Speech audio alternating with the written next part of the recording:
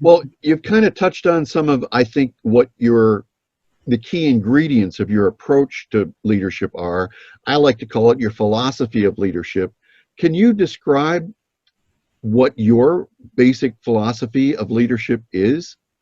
Okay, it's know who you are. Okay, and so I'm going to say to you that I am a startup, fix up, change leader. Okay, manager, and we can talk a little bit about leadership and management. And so whenever you're always going for something, you're either cleaning it up, you're fixing it up, you're going to get something passed, you're getting over this mountain or this hill.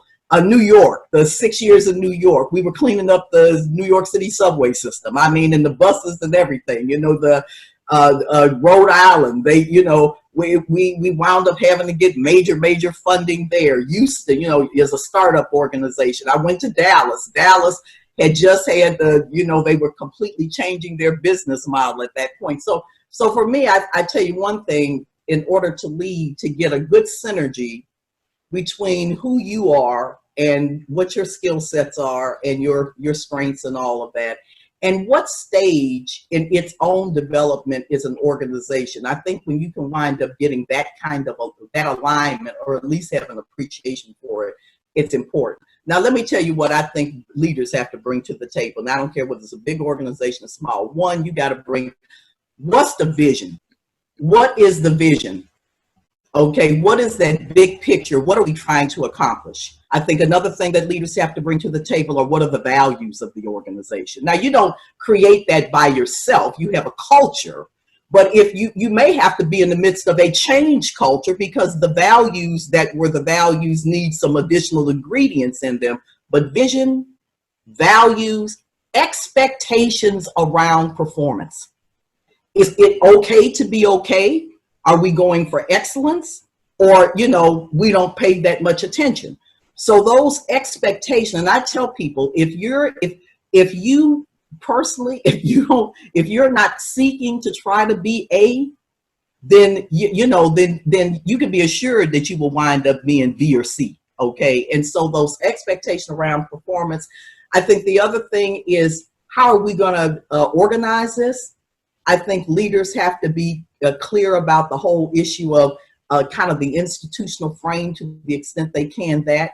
And then transparency and accountability. And that is where you get into, you can say all this stuff up here about what are the values and what are my expectations. But then when you get into the transparency and accountability, are you walking the talk? And the leader and your leaders within your organization, you cannot say one thing and do another. And so that goes down. And those are things you can see. Those are things you can see. So if you say that you're about diversity, but you wind up having your expanded staff meeting where you take it 4 levels down and you're looking out there, as are all of you, and seeing that the 100-some people in there are really not representative, and you've had XYZ opportunities to be able to mutually hire, okay?